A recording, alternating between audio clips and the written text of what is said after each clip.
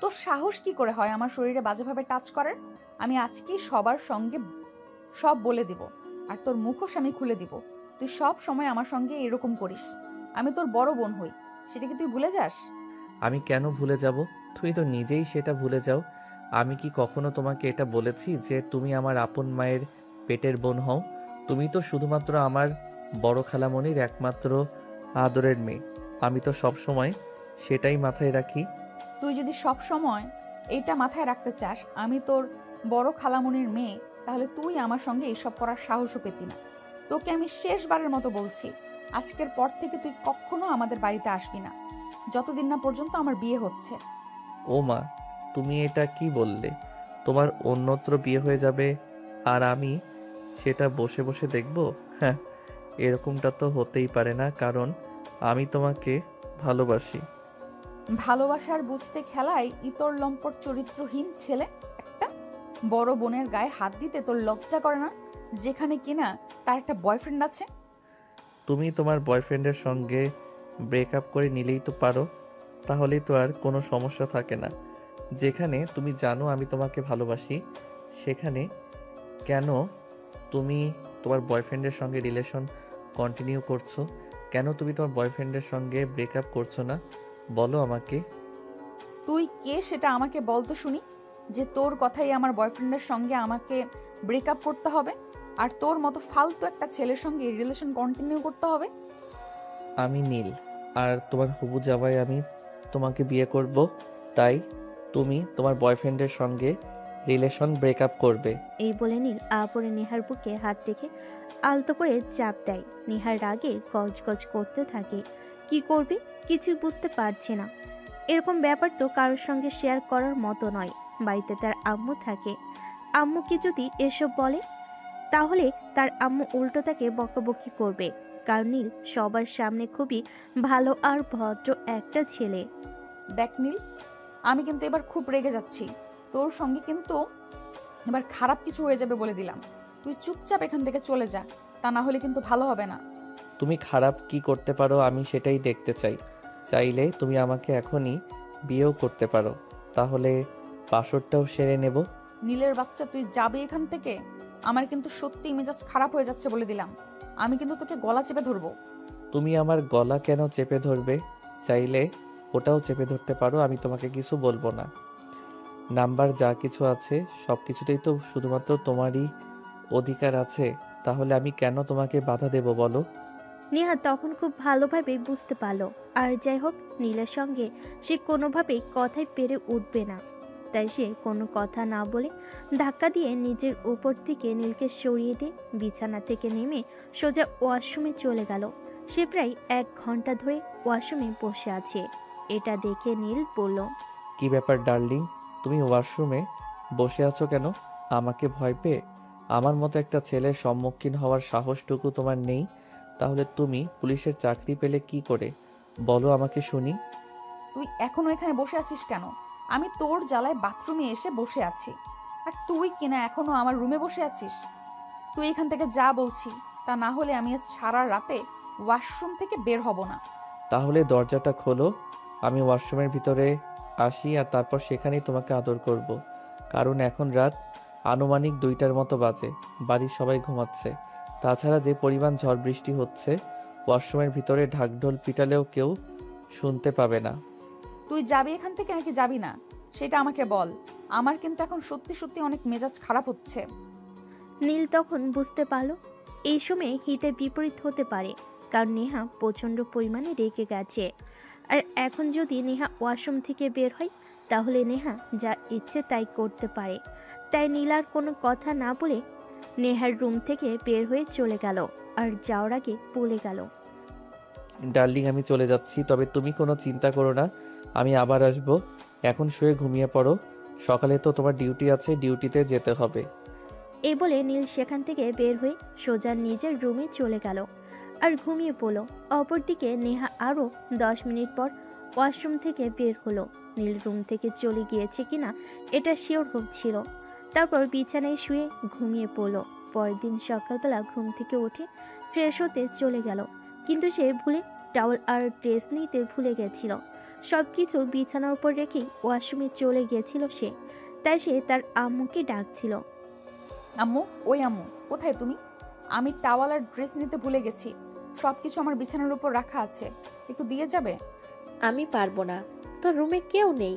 তুই রুমে এসে ড্রেস চেঞ্জ কর, আমি রান্নাঘরে রান্নার কাজ করছি। তোর খালামণিকে একটু পরেই চলে যেতে হবে। তোর ভালো বিদেশ থেকে আজকেই ফিরে আসবে, তাই তাড়াতাড়ি রান্না করছি তোর খালামণিকে বিদায় করব বলে। আম্মু, আমি জামা কাপড় সব খুলে নিয়েছি, এখন ওয়াশরুম থেকে বের হতে পারবো না। প্লিজ তুমি আমার জামা কাপড়গুলো আমার হাতে দিয়ে যাও, তাহলেই হবে। কিন্তু সেই কথাগুলো নেহার আম্মুর কান পর্যন্ত পৌঁছালো না। তিনি কাজে এতটাই ব্যস্ত ছিলেন যে নেহার এই কথাগুলো আর শুনতে পেলেন না। তিনি রান্নায় মন দিয়ে রান্না করতে থাকেন। এদিকে নেহা চেঁচামেচি করে যাচ্ছিল, কিন্তু কোনো সারা শব্দ পাচ্ছিল না। ঠিক তখনই নীল রুম থেকে বের হয়ে নেহার রুমের সামনে দিয়েই নিচে যাচ্ছিল, আর এই কথাগুলো শুনতে পেল।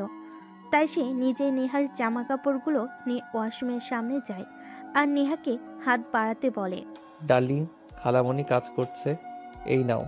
আমি তোমার টাওয়েল আর ড্রেস নিয়ে এসেছি, দরজাটা খুলে এগুলো নাও। তুই কেন এখানে এসেছিস? আমি জানি তোর মনে কোনো কুমতলব আছে। আমি তোর কাছ থেকে ড্রেস নেব না। তুই এখান থেকে চলে যা, আর আম্মুকে গিয়ে বল আমার ড্রেসগুলো দিয়ে যেতে। তা না হলে তুই এগুলো এখানেই রেখে রুম থেকে বের হয়ে যা। নীলের মনে আসলেই কুমতলব ঘুরছিল, তাই সে এখান থেকে সরে না গিয়ে নেহাকে বলে, আচ্ছা ডার্লিং, ঠিক আছে, কোনো সমস্যা নেই। তুমি যখন আমাকে বিশ্বাস করতে পারছো না, তাহলে এই যে আমি তোমার ড্রেস আর টাওয়েল এখানে রেখে চলে যাচ্ছি। আচ্ছা ঠিক আছে, তুই এখান থেকে চলে যা, আর যাওয়ার সময় দরজাটা বন্ধ করে দিয়ে যাবি। নীল তখন রুমের ভেতর থেকে দরজাটা ভিতর দিয়ে লাগিয়ে দিল। নেহা মনে মনে ভাবল নীল হয়তো এখান থেকে চলে গেছে, তাই সে ওয়াশরুমের দরজা খুলে তার ড্রেস আর টাওয়াল নিতে চাইছিল। তখনই ড্রেস আর টাওয়াল হাতে নিয়ে নীল ওয়াশরুমের ভেতর ঢুকে পড়ে। এটা দেখে নেহা এক চিৎকার দিতে যাবে, তখনই নীল তার মুখ চেপে ধরে আর বলতে থাকে, চুপ, একদম চিৎকার করবে না। তোমাকে কাপড়বিহীন শরীরে কেমন লাগে সেটা দেখার আমার অনেক দিনের ইচ্ছে, তাই তো সুযোগটাকে হাতছাড়া করলাম না। ওয়াও, তোমাকে তো হেব্বি লাগছে। হায় আল্লাহ, এটা তুই কি করলি? তুই তো আমার সবকিছুই দেখে নিলি। এখন আমি আমার বয়ফ্রেন্ডকে কি জবাব দিব? আমি তো তোমার হবু স্বামী, তাহলে বয়ফ্রেন্ডকে জবাব দেওয়ার কি আছে? তোমাকে দেখতে ইচ্ছে করছিল তাই দেখে নিলাম। তবে যাই বলো না কেন, তোমার বডির প্রত্যেকটা পার্ট কিন্তু জাস্ট ওয়াও। এই বলে নেহার ভেজা শরীরকে নীল টান দিয়ে নিজের সঙ্গে মিশিয়ে দিল, আর নেহার ঠোঁটের সঙ্গে নিজের ঠোঁট দুটো জুড়ে দিল ইচ্ছে মতো। নেহার দুই ঠোঁটে সে কিস করতে লাগলো, আর নেহার সারা শরীরে তার হাত দিয়ে টাচ করতে থাকলো। পরিপূর্ণ বয়সে দুজন যুবক যুবতী একই সঙ্গে রয়েছে, তখন তো আর কেউ কারোর থেকে নিজেকে দূরে রাখার মতো কোনো কারণ নিশ্চয়ই খুঁজে পায় না। নীল নেহাকে নিজের করে কাছে পাবার জন্য নেহাকে নিজের কাছে টেনে নিচ্ছিল, আর নেহা ও নীলের ভালোবাসা পেয়ে এতটাই বিমোহিত হয়ে পড়েছিল যে নিজেকে আর ধরে রাখতে পারল না। সেও নিজেকে নীলের কাছে সঁপে দিতে বাধ্য হলো। দুজনে এমন পর্যায়ে চলে গিয়েছিল যে আর দুজন থেকে কেউই কাউকে আটকে রাখতে পারছিল না। কিন্তু তখনই হঠাৎ নীল নেহাকে ছেড়ে দেয় আর বলে, সরি প্রিয়তমা, সব কিছুর জন্য সরি। আসলে তোমাকে খোলামেলা দেখবার খুব ইচ্ছে ছিল, তাই ওয়াশরুমে ঢুকে পড়েছিলাম। আর তোমাকে এই অবস্থায় দেখে কোনোভাবেই নিজেকে সামলাতে পারছিলাম না। তুই এক্ষুনি আমার চোখের সামনে থেকে দূর হ। আমি তোর চেহারাটাও দেখতে চাইছি না। তুই আমার নিজের আপন খালাতো ভাই হয়ে আমার এত বড় সর্বনাশ করবি, এটা আমি কোনোদিনও ভাবতে পারিনি। তুমি আমাকে একা কেন দোষ দিচ্ছ? এখানে তোমার কোনো দোষ নেই। তুমি কি একবারও আমার থেকে নিজেকে ছাড়িয়ে নেওয়ার চেষ্টা করেছো? তোর মতো রোমান্টিক ভাবে যদি কেউ টাচ করতে থাকে, তাহলে কি তাকে দূরে সরিয়ে দেওয়ার মতো ক্ষমতা আমার মতো দুগ্ধ পোষা বালিকার আছে? আমি লোহা, আমি তো চুম্বককে আকর্ষণ করব, এটাই স্বাভাবিক। যাই হোক, তোমার অফিসের টাইম হয়ে গেছে, যাও, এখন নেক্সট টাইম কথা হবে। এই বলে নীল ওয়াশরুম থেকে বের হয়ে চলে আসলো, আর অপরদিকে নেহা নিজের ড্রেস চেঞ্জ করে রুমে চলে আসে, আর তারপর অফিসে যাওয়ার জন্য তৈরি হয়ে নেয়। তারপর নাস্তা করার জন্য নিচে আসে এবং টেবিলে বসে। সবাই তখন একসঙ্গে বসে নাস্তা করছে। তখনই নেহার আম্মু নীলের শার্টের উপর চোখ পড়ে আর সে নীলকে বলে, কি ব্যাপার নীল, তোমার শার্টটা ভেজা কেন? এই তো খালামণি, সকালবেলা যখন ফ্রেশ হতে ওয়াশরুমে গিয়েছিলাম তখন স্লিপ খেয়ে পড়ে গেছিলাম, তাই শার্ট ভিজে গেছে। বুঝলাম, কিন্তু এই ভেজা কাপড়ে থাকলে তো তোমার ঠান্ডা লাগতে পারে। তাহলে তুমি ড্রেস চেঞ্জ করোনি কেন? এক্ষুনি রুমে যাও আর ড্রেস চেঞ্জ করে তারপর খেতে এসো। খালামণি, সেটার কোনো প্রয়োজন হবে না। আমার এখন ড্রেস চেঞ্জ করার কোনো প্রয়োজন নেই। এই তো অল্প একটু ভিজে গেছে, এক্ষুনি শুকিয়ে যাবে। এই বলে নীল খাবার খাওয়া শুরু করলো। আর নেহার পায়ে তার পা দিয়ে খামচি দিয়ে এসাই কিছু একটা বোঝাতে চাইল, কিন্তু নেহা সেদিকে কোনো নজর না দিয়ে নিজের নাস্তা শেষ করলো এবং বাসা থেকে বের হয়ে ডিউটিতে চলে গেল। অপরদিকে নীলের আম্মু ঢাকা থেকে চট্টগ্রামে চলে যাবে, কারণ আজ নীলের বাবা বিদেশ থেকে আসছে। তিনি একটা কাজের জন্য দেশের বাইরে গিয়েছিলেন।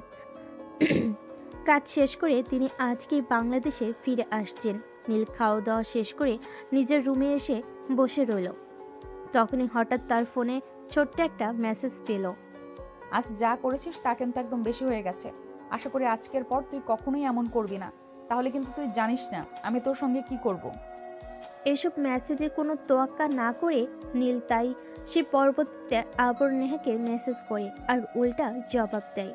আজ যা হয়েছে পরবর্তীতে সেগুলো হতেই থাকবে। আমি তোমার কোনো কথাই শুনবো না, কারণ আমি তো তোমাকে বলেই দিয়েছি তোমাকে আমি আমার করে পেতে চাই। নেহা তখন তার মেসেজে আর কোনো রিপ্লাই দিল না।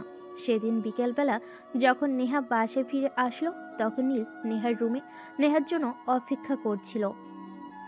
নেহার রুমে এসে নীলকে দেখতে পেয়ে অনেকটা চটে গেল আর বলল, তুই এই সময়ে আমার রুমে কি করছিস? তোকে না বলেছি তুই কখনোই আমার রুমে আসবি না? তাহলে তুই কেন আমার কথা শুনিস না কেন? বারবার আমি না করার পরও আমার রুমে আসিস। আমি আমার বউয়ের রুমে আসি, তাহলে এখানে আমি অন্য কারো কোনো বাধা কেন শুনতে যাব? আমার বউয়ের রুমে আমি যখন ইচ্ছে তখন আসতেই পারি।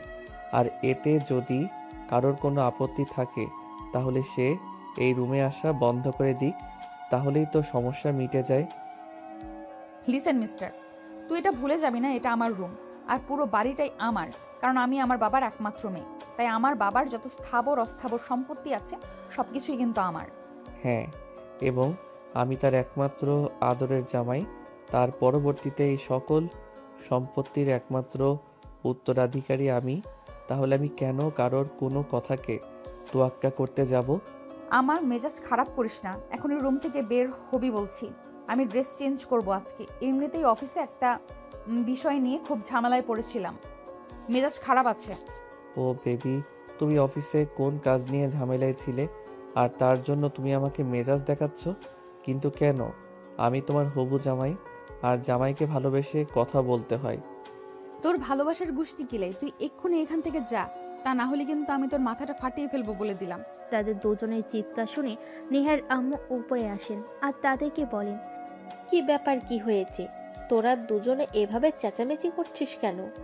আন্টি, আমি আপুকে বললাম আজ বিকেলে আমাকে নিয়ে একটু ঘুরতে যেতে, কিন্তু আপু আমাকে নিয়ে যাবে না বলছে, তাই। কি রে নেহা, তুই সব সময় এরকম করিস কেন? ছেলেটা আমাদের এখানে কয়েকদিনের জন্য ঘুরতে এসেছে, তুই ছেলেটাকে নিয়ে একটু ঘুরতে যাবি, সেটাও তুই পারবি না? না, আমি পারবো না, আর পারার মতো কোনো কারণও খুঁজে পাচ্ছি না। কারণ আমি সারাদিন অফিস করে আসি, সেখানে আমাকে বিভিন্ন বিষয় হ্যান্ডেল করতে হয়, সব কিছু আমার মাথার উপর দিয়ে যায়। তাই আমারও প্রয়োজন আছে নিজের মাথাটাকে একটু সুস্থ রাখবার। আমি কেন তোর এই উগান্ডারের বংশধর ভাগ্নেকে নিয়ে ঘুরতে যাব আর নিজের মাথাটাকে খারাপ করতে যাব? দেখ নেহা, এখন কিন্তু একদম বেশি বাড়াবাড়ি হয়ে যাচ্ছে বলে দিলাম। তুই উগান্ডারের বংশধর কাকে বলছিস? তুই কত ভালো বংশের মেয়ে সেটা কি আমার জানা নেই? তোকে শেষবারের মতো বলে দিচ্ছি, আমার ভাগ্নের সঙ্গে একদম খারাপ আচরণ করবি না, তাহলে কিন্তু আমার চাইতে খারাপ কেউ হবে না, বলে দিলাম। তোমার যা ইচ্ছে তুমি তাই করতে পারো, তাতে আমার বিন্দু মাত্র মাথা ব্যথা নেই। কিন্তু এই উগান্ডারের বংশধরকে আমি কোথাও নিয়ে যেতে পারবো না, এটাই আমার শেষ কথা। এই বলে নেহা আলমারি থেকে নিজের কাপড় চোপড় বের করে সোজা ওয়াশরুমে ঢুকে গেল। আর প্রায় 20 মিনিট পর ওয়াশরুম থেকে বের হলো। সে দেখতে পেল নীল তখনও তার রুমের ভিতর বসে আছে। তাই সে নীলকে বলে, কি ব্যাপার, তুই এখনো এখানে বসে আছিস কেন? তুই এখনো রুম থেকে যাসনি কেন? এই যে আন্টি বলে গেল তুমি আমাকে নিয়ে ঘুরতে যাবে, তাই। আমি না তোকে বলেছি আমি তোকে নিয়ে ঘুরতে যেতে পারবো না? তাহলে তুই কেন এখানে বসে আছিস? তোর কি আমার কথা গায়ে লাগে না? না বেবি, তোমার কথা আমার গায়ে লাগে না, তোমার কথা আমার মনে লাগে, কারণ তুমি তো আমার মনের মানুষ। তোমার সব কথা আমি আমার মনের ভিতর গেঁথে রাখি। নির্লজ্জ বেহায়া একটা। এই যে এত কথা বলি তারপরও কোনো লাজ লজ্জা নেই। আমার কেন লাজ লজ্জা থাকতে যাবে? আমি কি কাপড় ছাড়া তোমার সামনে দাঁড়িয়ে আছি নাকি? তাছাড়া লজ্জা হলো মেয়েদের ভূষণ, ছেলেদের নয়। আমার কেন লজ্জা করবে? তুমি নিজেই সেটা বলো। তোর সঙ্গে কথা বলাই অনর্থক। তোর সঙ্গে কথা বলার কোনো যুক্তিই হয় না। এই কথা বলে নেহার রুম থেকে বের হয়ে কিচেনে চলে গেল আর খাবার গরম করে নিজের খাবারটা খেয়ে নিল। তারপর রুমে এসে শুয়ে পড়ল। সন্ধেবেলা ঘুম থেকে উঠে একটু বাগানের দিকে হাঁটাহাঁটি করছিল। তখনই তার বয়ফ্রেন্ড তাকে ফোন দিল আর বলল, সুইটহার্ট, কোথায় তুমি? এই তো বাড়ির বাইরে বাগানে হাঁটাহাঁটি করছি। তুমি কোথায়? এই তো তোমার বাসার সামনে যে ক্যাফেটা আছে ওইখানে বসে আছি। আসবে একটু বাইরে, তোমার সঙ্গে এক কাপ কফি খাবো। ঠিক আছে, কোনো সমস্যা নেই, তুমি অপেক্ষা করো, আমি 5 মিনিটের মধ্যেই আসছি। এই কথা বলে নেহা বাগান থেকে এসে ড্রেস চেঞ্জ করলো আর রেডি হয়ে যেই না বের হতে যাবে তখনই নীল সামনে এসে দাঁড়ালো আর বলল, কি ব্যাপার বেবি, কোথায় যাচ্ছ তুমি? আমিও তোমার সঙ্গে যাব, তোমাকে একা একা যেতে দেব না। আমি তোকে আমার সঙ্গে নিতে পারবো না। আমি আমার বয়ফ্রেন্ডের সঙ্গে দেখা করতে যাচ্ছি, আর আমি খুব ভালো করে জানি তোকে সেখানে নিয়ে গেলে তুই নিশ্চিত একটা ঝামেলা করবি। আমি সেটা চাই না। গড প্রমিস বেবি, আমি কোনো ঝামেলা করব না। তুমি আমাকে তোমার সঙ্গে নিয়ে যাও, আমি শুধু তোমার বয়ফ্রেন্ডের সঙ্গে দুটো কথা বলবো। তুই বললি আর আমি মেনে নিলাম? এরকমটা হতে পারে না, কারণ আমি খুব ভালো করে জানি তুই গিরিঞ্জিবাজ। কারণ আমি জানি তুই গিরিঙ্গিবাজ একটা ছেলে, যেখানেই যাবি সেখানেই গিরিঙ্গি বাজাবি। প্লিজ বেবি, বিলিভ মি, আমি সেরকম কিছুই করব না। আমি শুধু তোমার সঙ্গে যাব আর তোমার বয়ফ্রেন্ডের সঙ্গে দুটো কথা বলেই চলে আসব, এর বেশি কিছুই না। বললাম তো আমি তোকে আমার সঙ্গে নিব না, কারণ আমি খুব ভালো করেই জানি তুই ওপরে দেখতে যতটা ফিটফাট, তোর ভেতরটা ততটাই সদরঘাট। এভাবেই দুজনের মধ্যে কথোপকথন চলছিল। নেহা নীলকে কোনোভাবেই নিজের সঙ্গে নেবে না আর নীল নেহার সঙ্গে যাবে। এসব কথা কাটাকাটি শুনে নেহের আম্মু সেখানে আসলো আর বলল, কি ব্যাপার, কি হয়েছে? তোরা দুজনে এভাবে কথা কাটাকাটি করছিস কেন? তোদের সমস্যাটা কি বলতো শুনি। আন্টি, আপু তার এক বন্ধুর সঙ্গে দেখা করতে যাচ্ছে। আমি বললাম আমাকে সঙ্গে নিয়ে যেতে, কিন্তু সে আমাকে সঙ্গে নিতে রাজি হচ্ছে না। কি ব্যাপার নেহা, কি সমস্যা তোমার? আমি তো তোমার সমস্যাটাই বুঝতে পারছি না। ছেলেটা তোমার সঙ্গে যেতে চাইছে, তুমি কেন এই ছেলেটাকে তোমার সঙ্গে নিতে চাইছো না? এর কারণ একটাই, আমি এই ছেলেটাকে আমার সঙ্গে নিয়ে গেলে আমি নিশ্চিত ও ওখানে একটা ঝামেলা বাঁধাবে, আর আমি সেটা চাই না। আমি কোনো কথা শুনতে চাই না। তুমি নীলকে তোমার সঙ্গে নিয়ে যাবে, এটাই জানি। তোর কি মাথা খারাপ হয়ে গেছে? আমি এই ছেলেটাকে আমার সঙ্গে নিয়ে যাব আর আমার বন্ধুর সামনে আমার মা নিচে সব পাংচার করে দেবে? এটা আমি পারবো না। আমি তোমাকে কি বলেছি তুমি সেটা শুনতে পাওনি? তোমাকে তো বলেছি তুমি নীলকে সঙ্গে নিয়ে তারপর বাইরে যাবে, তা না হলে তোমার বাইরে যাওয়া বন্ধ। এটা আমি তোমাকে বলে দিলাম। আল্লাহ, এটা আমি কোন ঝামেলায় পড়লাম সেটাই বুঝতে পারছি না। ঠিক আছে, আয় আমার সঙ্গে, কিন্তু খবরদার একটা কথা বলে দিচ্ছি, ওখানে গিয়ে কিন্তু কোনো রকম সিন ক্রিয়েট করবি না, তাহলে কিন্তু খারাপ হবে, বলে দিলাম। আমি তো সব সময়ই ভালো একটা ছেলে, আমি কি কখনো কোনো সিন ক্রিয়েট করতে পারি? আই প্রমিসড আমি কোনো সিন ক্রিয়েট করব না, তুমি শুধু তোমার সঙ্গে আমাকে নিয়ে যাও। অতঃপর নীল আর নেহা দুজনেই একসঙ্গে বাসা থেকে বের হলো আর তারপর পায়ে হেঁটে হেঁটে ওরা ক্যাফেতে চলে আসলো। আসলে ক্যাফেটা নেহার বাসা থেকে মাত্র 2 মিনিটের দূরত্বে ছিল, তাই তারা হেঁটে হেঁটে চলে আসলো। ক্যাফেতে এসে নেহা তার বয়ফ্রেন্ডের সঙ্গে গিয়ে বসলো আর নীলকে অপর পাশের চেয়ারে বসতে বলল। সেটা দেখে নীল বলল, কি ব্যাপার বেবি, তুমি আমার গার্লফ্রেন্ড, তুমি আমার পাশে বসবে, তুমি কেন ওই ছেলেটার পাশে গিয়ে বসেছো?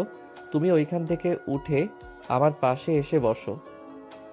দেখ নীল, এখন কিন্তু একদম বেশি বাড়াবাড়ি হয়ে যাচ্ছে। আমি তোকে আগেই বলেছিলাম আমি তোকে এখানে নিয়ে আসবো না, কিন্তু তারপরেও তুই জোর করে এখানে এসেছিস। কি ঝামেলা পাকানোর জন্য?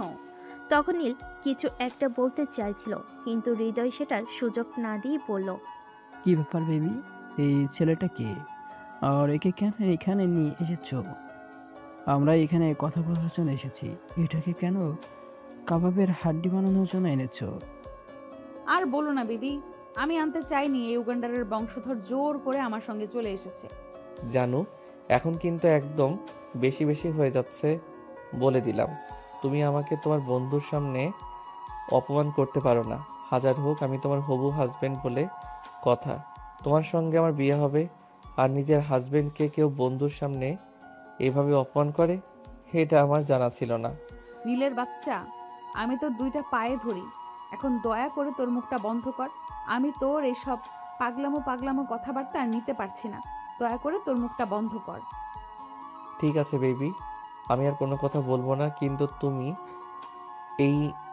ওই ছেলেটার সঙ্গে না বসে আমার পাশে এসে বসো। ঠিক আছে বেবি, আমি আর কোনো কথা বলবো না, কিন্তু তুমি ওই ছেলেটার সঙ্গে না বসে আমার পাশে এসে বসো। কারণ তুমি আমার হবু স্ত্রী, আর তুমি আমার সামনে অন্য একটা ছেলের সঙ্গে বসবে, এটা আমি মেনে নিতে পারবো না। দেখ নীল, এখন কিন্তু বেশি বাড়াবাড়ি হয়ে যাচ্ছে। আমি বলছি তুই এখান থেকে চলে যা, তা না হলে কিন্তু তোর সঙ্গে খারাপ কিছু হয়ে যাবে, যেটা তুই কল্পনাও করতে পারবি না। আমি বুঝতে পারছি না নেহা, তুমি এই পাগলামার্কা ছেলেটাকে কোথা থেকে ধরে নিয়ে এসেছো? আমি তোমার সঙ্গে দেখা করে কথা বলতে চেয়েছি, আর সেখানে তুমি একটা কাবাবের হাড্ডি জুটিয়ে এনেছো। প্লিজ হৃদয়, তুমি রাগ করো না। আমি এটাকে আনতে চাইনি। সে নিজেই জোর করে আমার সঙ্গে চলে এসেছে। আমি 1000 বার বলেছি এখানে এসে কোনো ঝামেলা করা চলবে না, কিন্তু তারপরেও সে এটাই করছে। আমি কি করব বলো? না, এখানে তুমি কি করবে? তোমার তো কিছুই করার নেই। তুমি এটাকে কেন ধরে নিচ্ছ সেটাই আমাকে বল। আমি কতবার তোমাকে বলেছি, যখন তুমি আর আমি দেখা করবো তখন যেন আমাদের সঙ্গে অন্য কেউ না থাকে। হ্যাঁ, আমি এই জন্যই এসেছি, যেন আজকের পর থেকে আর আমার বউয়ের সঙ্গে আপনি দেখা করতে না আসেন, সেটাই বলতে এসেছি আপনাকে। কারণ বউকে ভালোবাসার অধিকার শুধু আমারই রয়েছে। আমি চাই না আমার বউকে অন্য কেউ ভালোবাসুক। নেহা, আমি বুঝতে পারছি না এই ছেলেটা এসব কি বলতেছে। আমি তোমাকে বিয়ে করব বলে ঠিক করে রেখেছি অলরেডি। আমি আমার ফ্যামিলিতে জানিয়েছি, তারা বলেছে কিছুদিনের মধ্যেই তোমার আম্মুর সঙ্গে দেখা করে কথা বলবে। এই তুমিও না, একদম যা ইচ্ছে তাই। এই পাগল মার কাছে এটার কথাই তুমি বিশ্বাস করে ফেলেছে। এ তো উল্টাপাল্টা বকছে, এর মাথা ঠিক নেই। তুমি কেন এর কথা বিশ্বাস করছো? দেখাবো। তুমি আর যাই হোক সবার সামনে আমাকে পাগল প্রমাণিত করতে যেও না, তাহলে কিন্তু তুমি নিজেই পাগল হয়ে যাবে। কারণ আমি তোমার হবু হাজবেন্ড, আর হবু হাজবেন্ডকে কেউ সবার সামনে এভাবে ছোট করে কথা বলে না। তোর হাজবেন্ডের গুষ্টি কিলাই, তুই এক্ষুনি আমার চোখের সামনে থেকে দূর হ, না হলে কিন্তু খুব খারাপ হবে, আমি তোকে বলে দিলাম। কিন্তু কে শোনে কার কথা? নীল তার মতো বক বক করেই চলেছে। অপরদিকে হৃদয় নীলের এসব কথাবার্তা শুনে সেখান থেকে উঠে চলে গেল। এটা দেখে নেহা প্রচণ্ড ক্ষেপে গেল এবং নীলের কানে নিচে ঠাস ঠাস করে দুইটা বসিয়ে দিয়ে বলতে লাগলো, সব সময় আমার সব কিছুতে তোর নাক গলানো চাই, তাই না? এবার বল তোর কেমন লেগেছে?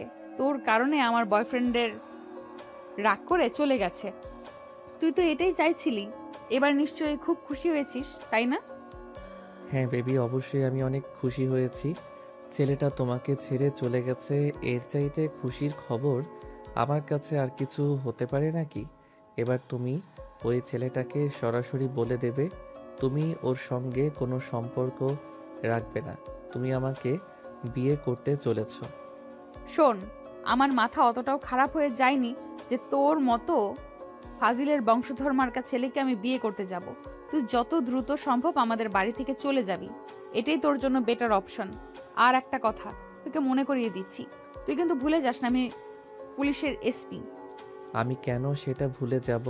তুমি পুলিশের এসপি, আমি সেটা খুব ভালো করেই জানি। আর আমি আবার বন্ধুদের সঙ্গে খুব গল্প করে বলি আমার হবু বউ পুলিশের এসপিতে চাকরি করে। হ্যাঁ, আমিও তোকে সেটাই মনে করিয়ে দিতে চাইছি। আমার সঙ্গে বেশি বাড়াবাড়ি করলে কিন্তু জেলের ঘানি টানিয়ে যাওয়ার কথাটা মনে রাখিস। ওকে ডার্লিং, কোনো প্রবলেম নেই। তোমাকে ভালোবাসার অপরাধে যদি আমাকে জেলের ঘানি টানতে হয় তাতেও আমার কোনো আপত্তি নেই। আমি হাসতে হাসতে তোমার জন্য ফাঁসির রশি গলায় ঝুলাতেও রাজি আছি। আমি মরে গেলেও এটা তো অন্তত বলতে পারবো যে আমি আমার ভালোবাসার মানুষটার জন্য মরে গেছি। হে আল্লাহ, তুমি আমাকে উদ্ধার করো। আমি বুঝতে পারছি না এ কেমন পাগলের পাল্লায় পড়েছি আমি, যে আমাকে একদম পাগল বানিয়ে ছেড়ে দেবে এমন অবস্থা তৈরি হয়েছে। এই বলে নেহা রেস্টুরেন্টের বিল মিটিয়ে রেস্টুরেন্ট থেকে বের হয়ে চলে আসলো। অপরদিকে নীল তার পিছন পিছন আসতে লাগলো। বাসে এসে কলিং বেল চাপ দিতে নেহার আম্মু এসে দরজা খুলে দিল।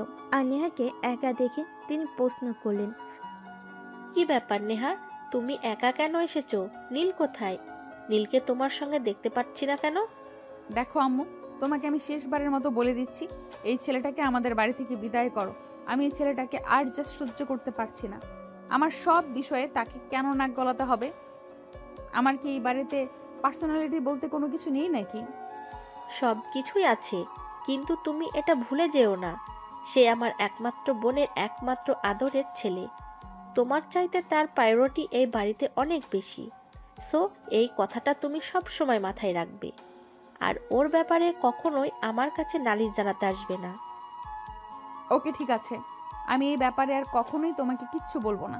তবে একটা কথা তুমি খুব ভালোভাবে মাথায় ঢুকিয়ে নাও, এই ছেলেটা যতদিন এই বাড়িতে থাকবে ততদিন আমি এই বাড়িতে থাকবো না। আমি আজকেই বাসা থেকে বের হয়ে যাচ্ছি।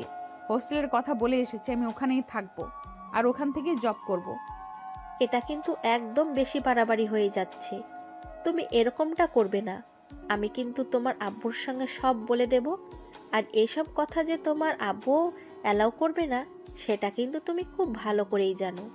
তুমি বড় হয়েছো, সেটা ভালো কথা, কিন্তু তাই বলে এই নয় যে তুমি যা ইচ্ছে তাই করতে পারবে। কেন করতে পারবো না?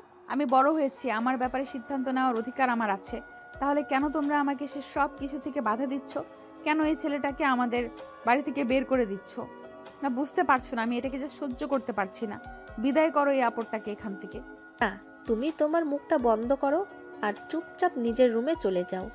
আমি এ ব্যাপারে তোমার কাছ থেকে আর কোনো কথা শুনতে চাইছি না। নীল যতদিন মন চায় এই বাড়িতেই থাকবে। এ ব্যাপারে আমি তোমার কোনো মতামত গ্রহণ করব না।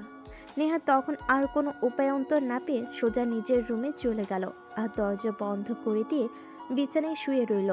তার কিছুক্ষণ পর নীল বাসেই আসলো। নীল বাসেই আসতেই নেহার আম্মু তাকে জিজ্ঞাসা করলো, কি ব্যাপার নীল, কি হয়েছে? তুমি কি নেহাকে কিছু বলেছিলে যে কারণে নেহা এভাবে রেগে গিয়েছে? খালামণি, তুমিও না, আমি একটু ফাইজলামো করছিলাম আর তার জন্য নেহা আপু এভাবে রেগে গেছে। এটা তো আমি ভাবতেই পারিনি। সে আমাকে ছোট ভাই হিসেবে মেনে নিতেও পারে না, কেন এরকম করে বলবে আমাকে? হ্যাঁ, আমি সেটা বুঝতে পেরেছি। আসলে আমার মেয়েটা ইদানিং বড্ড হিংসুটে টাইপ হয়ে গেছে। সে তার পাশে কাউকে সহ্য করতে পারে না। সব কিছু তার কাছে বিরক্ত লাগে। ঠিক আছে, তুমি কোনো চিন্তা করো না, আমি দেখছি কি করা যায়। আমি এ ব্যাপারে নেহার সঙ্গে কথা বলবো। আচ্ছা খালামণি, তুমি আমাকে একটা কথা বলো, আমি কোন দিক থেকে অযোগ্য যে তোমার মেয়েকে বিয়ে করলে সুখে রাখতে পারবো না? ও আচ্ছা, এই ব্যাপার। তাহলে তুমি বিষয়টা এতক্ষণে বুঝতে পেরেছি। তুমি নেহাকে এ ব্যাপারে কিছু বলেছিলে আর তাই নিয়ে এভাবে রেগে গিয়েছে। হ্যাঁ খালামণি, নেহা আপু তোর বয়ফ্রেন্ডের সঙ্গে দেখা করতে গেছিল আর সেখানে আমি এ ব্যাপারে কথা বলছিলাম, তাই নেহা আপু এভাবে রেগে গেছে। প্লিজ তুমি ওকে বুঝিয়ে বলো না। সত্যি বলছি, নেহা আপুকে আমার খুব ভালো লাগে। হয়তো তোমার ফাজলামো মার্কা কথাবার্তা আমি অনেক শুনেছি, আর তোমার ফাজলামো মার্কা কথাবার্তা শুনতে চাই না। তুমি এখান থেকে চুপচাপ রুমে চলে যাও আর বিশ্রাম নাও। রাতের খাবার তৈরি হলে আমি তোমাকে ডেকে নেব। আর একটা কথা, তুমি কিন্তু নেহার সঙ্গে এ ব্যাপারে আর কোনো ঝামেলায় জড়াবে না। খালামণি, আমি যেখানে থাকবো সেখানে ঝামেলা না হয়ে থাকতে পারে? তুমি কোনো চিন্তা করো না, আমি একটা না হোক 100টা ঝামেলা তৈরি করব। আর হ্যাঁ, শাশুড়ি আন্টি, একটা কথা শুনে রাখো, আমি কিন্তু তোমার মেয়েকে বিয়ে করতে চাই। তুই যাবি এখান থেকে? বড় হচ্ছিস আর বাদরামি বেড়েই চলেছে। চুপচাপ রুমে যা আর বিশ্রাম নে। তখন সেখান থেকে রুমে চলে আসে আর বিছানায় লম্বা হয়ে শুয়ে একটা ঘুম দেয়। যখন ঘুম ভাঙে তখন রাত আনুমানিক 10টা। নেহা তাকে ডাকতে এসেছিল, কিন্তু সে ঘুম থেকে উঠছিলই না। তাই পাশে থাকার জগ থেকে তার মুখের উপর পানি ছুঁড়ে মারল। এটা দেখে নীল একদম চিৎকার করে উঠল। খালামণি, ও খালামণি, কোথায় তুমি? তোমাদের বাসার ছাদ ফুটো হয়ে গেছে। এই দেখো, আমার মুখের উপর পানি পড়ছে। তাড়াতাড়ি বাসার ছাদ ঠিক করো। চুপ কর হারামজাদা, এখন চুপচাপ বিছানা থেকে উঠ। আমি সে কখন থেকে রাতের খাবার খাওয়ার জন্য তোকে ডাকতে এসেছি, তুই তো ঘুমিয়ে যাচ্ছিস, তাই তো তোর মুখে আমি পানি ঢালতে হলো। দেখো নেহা আপু, এটা কিন্তু একদম বেশি বাড়াবাড়ি হয়ে গেল। তুমি কেন আমার মুখে পানি ঢাললে? আমি কি তোমাকে বলেছিলাম আমি ঘুম থেকে না উঠলে আমার মুখে পানি ঢেলে আদর করে আমাকে ঘুম থেকে উঠাতে? আমি যে তোমার বিয়ে করা জামাই নই। এই দেখ, তুই সবসময় এত বেশি কথা কেন বলিস বলতো? আমি কি তোকে বলেছি তুই আমার জামাই লাগিস? তাই তোকে আমি ঘুম থেকে ডাকতে এসেছি। আম্মু সেই তখন থেকে তোকে ডাকছে, কিন্তু তুই কোনো সাড়া শব্দ দিচ্ছিস না, তাই তো আমি নিজেই তোকে ডাকতে এলাম। দেখো, এত কথা লুকানোর চেষ্টা করো না। আমি খুব ভালোভাবেই বুঝতে পারি তুমিও আমাকে ভালোবাসো। তাই তো আমি খাবার খেতে যাচ্ছি না দেখে আমাকে ডাকতে এলে, কারণ তোমার একা একা খাবার গলা দিয়ে নামবে না। দেখ, তোকে ডাকতে আসাটাই আমার ভুল হয়েছে। আমি কেন তোকে ডাকতে আসলাম? তুই খেলে খাবি না খেলে নাই, তাতে আমার কি আসে যায়? এই বলে নিহার রুম থেকে বের হয়ে চলে যেতে চাইছিল, কিন্তু নীল সেটা হতে না দিয়ে পিছন থেকে নেহার হাত ধরে টান দিয়ে তার বুকের উপরে ফেলে দিল। একদম নেহার ঠোঁট দুটো নীলের ঠোঁটের ভিতর ঢুকে গেল আর নীল তার ঠোঁট দুটো কামড়ে ধরল। নেহা তার থেকে ছাড়ানোর চেষ্টা করছিল, কিন্তু নীল অনেক জোরে কামড়ে ধরে আছে, যাতে নেহার ঠোঁটে একদম নীলের দাঁতের স্পষ্ট বসে গেছে। নীল অনেকক্ষণ সময় নিয়ে নেহার ঠোঁট চুষে চুষে খাচ্ছিল। অপরদিকে নেহার রাগে গজগজ করতে করতে কোনো রকমে শক্তি খাটিয়ে নীলের থেকে নিজের ঠোঁট দুটোকে উদ্ধার করলো আর বলতে লাগলো, কি করলি এটা তুই? আমার ঠোঁটে কিস করলি কেন? আর এমন ভাবে কামড় দিয়েছিস, আমার ঠোঁটে তো একদম স্পষ্ট দাগ পড়ে গেছে। হ্যাঁ, তো কি হয়েছে? এই ঠোঁট দুটোতে শুধুমাত্র আমার অধিকার রয়েছে, তাই তো আমি কিস করলাম। আর একটা কথা মনে রেখো, তুমি কিন্তু তোমার বয়ফ্রেন্ডকে কোনোভাবেই এই ঠোঁট দুটোতে টাচ করতে দেবে না। নীলের বাচ্চা, একদম মাথা খারাপ করিস না বলে দিলাম। আমি কি কখনো তোকে বলেছি আমি তোকে বিয়ে করব? আমি তোর বয়ফ্রেন্ডকে কথা দিয়েছি আমি আমার বয়ফ্রেন্ডকে বিয়ে করব। আমি আমার বয়ফ্রেন্ডকে কথা দিচ্ছি আমি আমার বয়ফ্রেন্ডকে বিয়ে করব। আর আমি আমার ব্যাপারে তোর সঙ্গে কেন কথা বলছি? তুই কে বলতো? আরে জানেমান, তুমি একটা কথা কেন বারবার বলে যাও? আমি তোমার হবু হাজবেন্ড, তুমি আমাকে বিয়ে করতে চলেছো, আর আমি তোমাকে এই কথাটা কেন বারবার তোমাকে আমার মনে করিয়ে দিতে হয়? বলবে আমায়? তোর বিচার গুষ্টি কিলাই। তুই কাল সকালের মধ্যে আমাদের বাড়ি থেকে চলে যাবি, এটাই শেষ কথা। আর এখন বিছানা থেকে নেমে ডাইনিং রুমে আয়। এই বলে নেহা সেখান থেকে চলে গেল আর নীল ওয়াশরুমে গিয়ে ফ্রেশ হয়ে তারপর ডাইনিং টেবিলে গেল খাবার খাওয়ার জন্য। এদিকে নেহা মুখ কালো করে বসে আছে।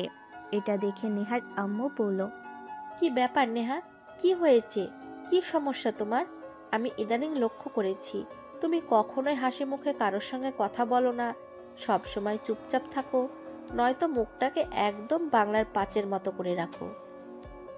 আমার মুখ কেমন করে রাখলাম না রাখলাম সেটা একান্তই আমার ব্যক্তিগত ব্যাপার, তাতে তোমার মাথা ঘামাবার কোনো কারণ নেই। তোমরা যেটাকে নিয়ে মাথা ঘামাচ্ছ সেটাকে নিয়েই থাকো। আমি তোমাদেরকে কতবার বলেছি নীলকে আমাদের বাড়ি থেকে চলে যেতে বলো, কিন্তু তোমরা কি আদৌ সেটা করেছো? আমি বুঝতে পারছি না কি সমস্যা তোমার। নীল আমাদের বাড়িতে এসেছে কয়েকদিন ঘুরে বেড়ানোর জন্য, তারপর তো এখান থেকে চলে যাবে। তাহলে তোমার সমস্যাটা কোথায় সেটা বলো তো শুনি। আমার কোনো সমস্যা নেই, তোমাদের যা ইচ্ছে তোমরা তাই করো, কিন্তু এই ছেলেটার ব্যাপারে আমাকে কখনোই কোনো কিছু বলবে না। আমি এর কোনো কাজ করে দিতে পারবো না, তো এই ছেলেটাকে আমার রুমে প্রবেশ করতে পারবে, তাহলেই হবে। না, আমি খুব ভালোভাবে বুঝতে পারছি। ইদানিং তুমি খুব বেশি বার বেড়েছ। তোমাকে কোনো কথাই শোনানো যায় না।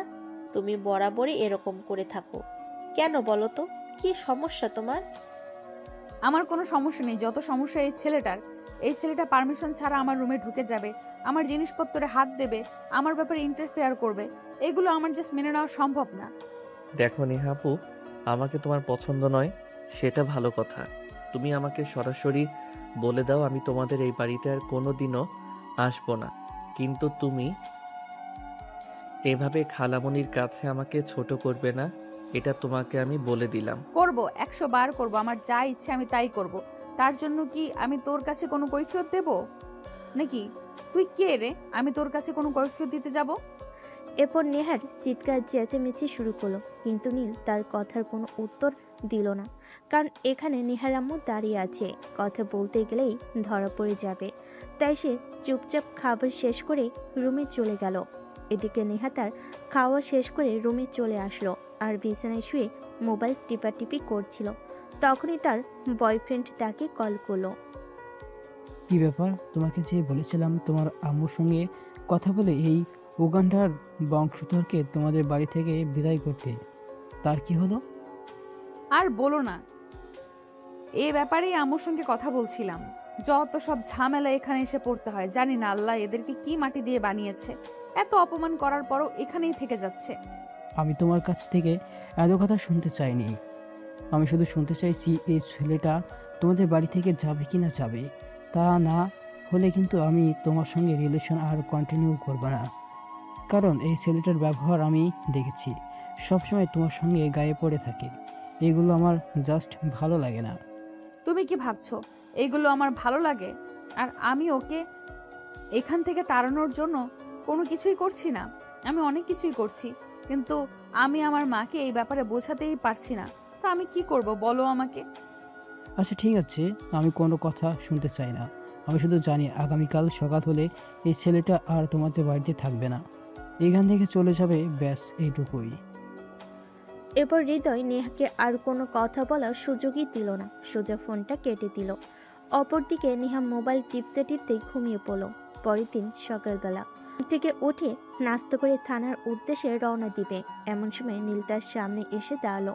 বেবি তুমি পিছনে বসো, আমি তোমাকে বাইক চালিয়ে থানায় পৌঁছে দিয়ে আসি। এটার কোনো প্রয়োজন হবে না, আমি বাইক চালাতে পারি। আমি সময় মতো আমার অফিসে যেতে পারবো। তোকে আমায় কোনো সাহায্য করতে হবে না। তুই তোর নিজের চরকায় তেল দিয়ে কিভাবে তুই কি করবি না করবি সেটা নিয়ে চিন্তা কর। আমার পেছনে তোর কোনো টাইম ওয়েস্ট করার প্রয়োজন নেই। তুমি যে কি বলো না বেবি, আমি কেন তোমার পিছনে টাইম ওয়েস্ট করতে যাব? তুমি আমার 10টা না 5টা না একটা মাত্র হবু বউ। তোমার জন্য তো আমি এইটুকু করতেই পারি। যাও তুই পিছনে বসো, আমি তোমাকে থানায় পৌঁছে দিচ্ছি। এই বলে নীল বাইকে উঠে বসলো। নেহাও তখন কোনো উপায়ন্তর না পেয়ে নীলের পেছন উঠে বসলো, কারণ সে খুব ভালো করেই জানে নীলকে এখন যে যাই বলুক না কেন কোনো কথাই শোনাতে পারবে না। তাই নেহা আর তর্কে না গিয়ে গাড়িতে উঠে বসলো। থানায় এসে পৌঁছাতেই তাদের 20 মিনিটের সময় লাগলো।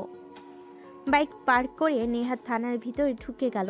অপরদিকে নীল তার পিছন পিছন আসছিল, সেটা খেয়াল করেনি। নিজের কেবিনে গিয়ে বসতেই নীল তার সামনে গিয়ে দাঁড়ালো আর বলল, কি ব্যাপার বেবি, আজ প্রথমবার তোমার অফিসে আসলাম আর তুমি আমাকে একটা চা কফি পর্যন্ত অফার না করে চুপচাপ অফিসের ভিতরে চলে আসলে, এটা কি হতে পারে? তুই তো এমন কেউ নয় যে তোকে আমার অফিসে ডেকে এনে চা কফি অফার করতে হবে। আমি তোমার হবু হাজব্যান্ড। এটা তুমি কেন বারবার ভুলে যাও বলো তো? হবু হাজব্যান্ডের সঙ্গে কেউ এরকম ব্যবহার করে? তোর হাজবেন্ডের গুষ্টি কিলাই, তুই এক্ষুনি চুপচাপ এখান থেকে চলে যা, তা না হলে কিন্তু ভালো হবে না বলে দিলাম। কি করবে তুমি? তুমি আমাকে কাস্টডিতে ঢুকাবে? সেটাও করতে পারো, তাতে আমার বিন্দু মাত্র আপত্তি নেই। তোমার যা ভালো লাগে তুমি তাই করতে পারো। আচ্ছা ঠিক আছে, তবে তাই হোক, কারণ তুই কে জানি আমাকে খুব জ্বালাচ্ছিস। আমি আর তোর জ্বালাতন সহ্য করতে পারছি না। এবার এর একটা বিহিত করা প্রয়োজন। এ বলে নেহা তখনই কনস্টেবলকে ডাক দিল। কনস্টেবল, এক্ষুনি এই ছেলেটাকে কাস্টাডিতে ঢুকান, আর এর বিরুদ্ধে আমি এফআইআর করব। কিন্তু ম্যাডাম, আমার হাতে তো কোনো এফআইআর এর কাগজ নেই, তাহলে আমি কিভাবে একে কাস্টডিতে ঢোকাবো? আমি বলছি তাই ঢুকাবেন। আমি এটার এসপি। আমার কথার কি আপনার কাছে মূল্য নেই? আচ্ছা ম্যাডাম, ঠিক আছে, কোনো সমস্যা নেই। আমি এখনই এই ছেলেটাকে কাস্টডিতে ঢোকাচ্ছি, কিন্তু এরপর যদি আমাকে অন্য কোনো সমস্যায় করতে হয় তাহলে কিন্তু সেটা আপনাকে দেখতে হবে। ঠিক আছে, ওসব নিয়ে আপনাকে কোনো চিন্তা করতে হবে না। আমি এক্ষুনি এর বিরুদ্ধে এফআইআর লিখছি। আপনাকে কখনো কোনো ঝামেলায় পড়তে হবে না এই বিষয় নিয়ে। আপনি শুধু একে কাস্টাডিতে ঢুকান, বাকিটা আমি দেখছি। কনস্টেবল তখন কোনো উপায়ন্তর না পেয়ে নিলয়কে কাস্টডিতে ঢুকালো। আর এদিকে সঙ্গে সঙ্গে খবরটা নেহার আম্মুর কান পর্যন্ত পৌঁছে গেল। নেহার আম্মু খবরটা পেয়ে সঙ্গে সঙ্গে থানায় ছুটে আসলো আর নেহার গালে ঠাস করে একটা চর বসিয়ে দিয়ে বলল, কত বড় দুঃসাহস হয়েছে তোমার! আমি তো সেটাই ভাবতে পারছি না। তুমি আমার বোনের একমাত্র আদরের রাজপুত্রকে কাস্টাডিতে ঢুকিয়েছো? এত বড় দুঃসাহস তোমাকে কে দিয়েছে? আম্মু, তুমি কিন্তু ভুলে যাচ্ছ এটা থানা। এখানে কারোর হুয়াঙ্কার চলে না। এখানে আমি যা বলবো তাই হবে। তাই কথা না বাড়িয়ে এখান থেকে চলে যাও। এই ছেলেটা আমার সঙ্গে অপরাধ করেছে, তাই আমি একে কাস্টাডিতে ঢুকিয়েছি। এখানে আমি অপরাধ দেখতে পাচ্ছি না। ও আচ্ছা, তাই নাকি? ঠিক আছে, কোনো সমস্যা নেই। এটা আপনার অধীনস্থ এলাকা হলেও বাসায় কিন্তু আমার আইন চলে, এটা আপনি ভুলে যাবেন না। ঠিক আছে, এখানে আপনি আপনার আইন দেখান, বাসায় আমি আমার আইন দেখাবো। এই বলে নেহার আম্মু সেখান থেকে চলে গেলেন। এদিকে নেহা তখনই কনস্টেবলকে ডেকে নীলকে আবারও কাস্টাডির বাইরে নিয়ে আসলেন আর বলেন, এখান থেকে বের হয়ে সোজা বাসায় চলে যাবি। আর বাসা থেকে তোর কাপড় চোপড় গুছিয়ে নিয়ে আজকে চট্টগ্রাম চলে যাবি। আমি চাই না তুই এখানে থাক। তোর জন্য আমার অনেক প্রবলেম হচ্ছে। আমি আর কোনো প্রবলেমে পড়তে চাই না।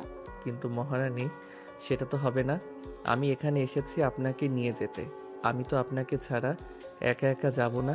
আপনি যদি আমার সঙ্গে যান তাহলেই আমি যেতে পারি, নয়তো আমাকে এখানেই থেকে যেতে হবে। তোর এই আশা কোনোদিনও পূর্ণ হবে না। আমি কোনোদিনও তোর সঙ্গে কোথাও যাব না। আমি আমার বয়ফ্রেন্ডকে কথা দিয়েছি, আমি আমার বয়ফ্রেন্ডকে বিয়ে করব। তাহলে আমি কেন তোর সঙ্গে যাব? তুই এসব চিন্তা ভাবনা তোর মাথা থেকে ছেড়ে ফেলে দে। আমাকে নিয়ে চিন্তা করে কোনো লাভ হবে না, কারণ তুই আমাকে কোনোদিনই পাবি না। আমি আমার বয়ফ্রেন্ডের ছিলাম, বয়ফ্রেন্ডেরই থাকবো। নীল তখন কোনো কথা না বলে সেখান থেকে বের হয়ে সোজা নেহার বয়ফ্রেন্ডের সঙ্গে দেখা করতে চলে গেল। আর সেখানে গিয়ে সে গতকাল নেহাকে কিস করেছিল, সেটা ভিডিও করে রেখেছিল। সেটা নেহার বয়ফ্রেন্ডকে দেখালো। এটা দেখে তো নেহার বয়ফ্রেন্ড একদম তেলে বেগুনে চলে গেল আর বলতে লাগলো, আমার মতো ছেলের সঙ্গে ডাবল টাইম এটা কখনো আমি হতে দিব না। এরকম বেইমান মেয়ের সঙ্গে আমি কখনোই রিলেশন রাখবো না। আমি আজকেই ব্রেকআপ করব। এই বলে সঙ্গে সঙ্গে হৃদয় নেহাকে ফোন করলো আর বলল, নেহা, কোথায় আছো তুমি? তুমি কি এক্ষুনি আমার সঙ্গে দেখা করতে পারবে? আমি তো এখন তোমার সঙ্গে কথা বলতে পারবো না, কারণ আমি একটা কেস নিয়ে ঝামেলায় পড়েছি। আমাকে এখন ওইটা সলভ করতে হবে। তোমার সঙ্গে দেখা করা এখন সম্ভব নয়। তুমি চাইলে বিকেলে আমি তোমার সাথে দেখা করতে পারি। না থাক, সেটার কোনো প্রয়োজন হবে না। কারণ আমি খুব ভালো করেই জানি এখন আমি পুরনো হয়ে গেছি। তোমার মতো মেয়ে মানুষদের পুরনো জিনিসের প্রতি কোনো আগ্রহ থাকে না।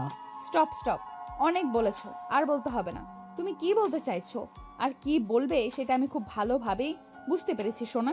আমি বলছি, আমি যদি টাইম পাস করার চেষ্টা করতাম তাহলে তোমার মতো বয়ফ্রেন্ডের 10-12টা ঝুলিয়ে রাখতে পারতাম, কিন্তু আমি সেরকম মেয়ে নই। তাই তোমার মতো একটা ছেলের পেছনে টাইম ওয়েস্ট করছিলাম। কিন্তু তুমি আমাকে ভুল বুঝলে, ব্যাপার না, আমি তোমাকে ভুলে যাব। তুমি আমার সঙ্গে ব্রেকআপ করতে চাও, এটাই বলতে চাও তো? ওকে, কোনো সমস্যা নেই। হ্যাঁ, একদমই তাই। আমি তোমার সঙ্গে ব্রেকআপ করতে চাই। আমি তোমার সঙ্গে আর এই রিলেশন কন্টিনিউ করতে চাই না। আমাদের দুজনের মধ্যে ভারতবর্ষ চলে এসেছে। এখানে আমার যাই কিছু করি না কেন, আমরা কোনোভাবেই রিলেশনটাকে কন্টিনিউ করতে পারবো না। এটা আজ না হোক কাল ভেঙে যাবে। তাই আমি চাই এক্ষুনি ব্রেকআপ করতে। ওকে ঠিক আছে, নো প্রবলেম, ব্রেকআপ ডান। এবার তো তুমি খুশি, যেটা চেয়েছিলে সেটাই হলো। আমি চাই তুমি চেয়েছো বলেই হলো, কারণ তুমি তো আমার মতো একটা পুরুষে আসক্ত থাকতে পারো না। তোমার তো 10-12টা লাগে, যার কারণে তুমি তোমার খালাতো ভাইয়ের সঙ্গে ডেট পর্যন্ত করেছো। চুপ, একদম চুপ। এসব নোংরা কথা বলতে মুখে বাঁধে না তোমার? চুপ, একদম চুপ। এসব নোংরা কথা বলতে তোমার মুখে বাঁধে না? কি বলছো জানো তুমি এসব? হ্যাঁ, আমি খুব ভালো করে জানি আমি কি বলেছি, আর এটাও খুব ভালো করে জানি আমি কাকে বলছি। সো এই ব্যাপার আমাকে কিছু বলতে এসো না। আমি খুব ভালো করেই বুঝতে পারছি তোমার সঙ্গে রিলেশন আর আমার হবে না। প্লিজ হৃদয়, তুমি আমার সঙ্গে এরকমটা করো না। আমি সত্যিই তোমাকে ভালোবাসি, তোমাকে হারাতে পারবো না। তুমি আমার জীবনের প্রথম আর শেষ ভালোবাসা। তোমার পরে আমার হৃদয় আর কারোর জায়গা হবে না। হয়েছে, হয়েছে। আমাকে এসব পাম্পটি দিয়ে আর কোনো কাজ হবে না। যা হওয়ার তা হয়ে গেছে। এখন আর এই ব্যাপারে আমি কোনো কথা বলতে চাই না। আমি শুধু তোমাকে এইটুকুই বলতে চাই, আমি তোমার সঙ্গে আর রিলেশন রাখছি না। কারণ যে মেয়ে তার খালাতো ভাইয়ের সঙ্গে চুম্মাচুম্মি করতে পারে, সেই মেয়ে আর যাই হোক আমার সঙ্গে সংসার করতে পারবে না। কারণ তা একটা বয়ফ্রেন্ড দিয়ে হবে না, তার 10-12টা চাই। এই কথা বলে আর কোনো উত্তরের অপেক্ষা না করে হৃদয় ফোনটা কেটে দিল। এদিকে নেহা বুঝতে পারছে না কি করবে, কি থেকে কি হয়ে গেল। হৃদয় এসব ব্যাপারে কি করে জানতে পারলো। তাই সে ধরা না করে অফিস থেকে বের হয়ে সোজা বাসায় চলে আসলো।